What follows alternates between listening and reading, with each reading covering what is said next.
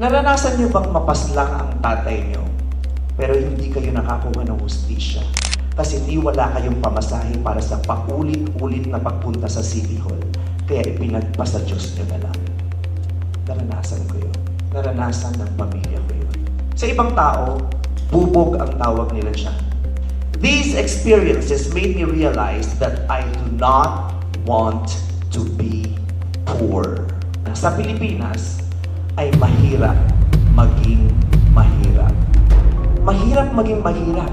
Dahil simulan sa pool tayo ay pinamumunuan ng pamahalaang walang maayos na sistema upang mapadali at mapagaan ang pamumuhay ng bawat Pilipino.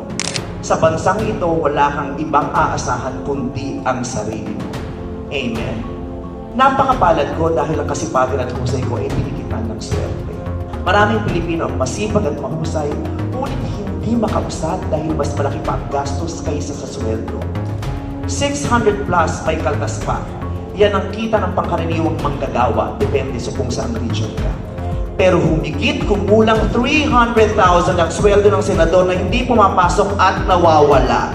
Sa Pilipinas, manganganib ang buhay mo kung ikaw ay magkakasakit at mapunta ka sa ospital na walang kama, walang espasyo, walang mga aparato. Kaya naman ang politiko, gamit ang pera mula sa kinaltas sa kapiranggot mong sweldo sa Singapore tatakbo pag may sakit kasi doon maganda at kumpleto ang serbisyo. Slay! Ngayon yung sabihin may hustisya sa bansa. Ilang beses man akong pinagsabihan at tinangkang pigilan. Nakakatakot man pero pinili kong ipaloob ang mga temang ito sa aking komedya at tahasang pagsalita sa aking mga programa sa hangaring lumikha ito ng dagitan upang patapangin ang iba pang kising at kisingin ang mga naiimbig at wakasan ang sistema at pamamayagpat ng mga nang-aabuso at lalong nagpapahirap sa mahirap ng buhay ng mga Pilipino. Ilan pa lang ang nakukulong, malaya pa din ang mga utak ng korupsyon. Hindi ko mapapayag lumamlang ang galit ng mga tao at tuluyang makalimutan ng mga mahalagang isyu at pilit tinatakpan ng iba't ibang usapin na likha ng mga nagmamanipula ng naratibo.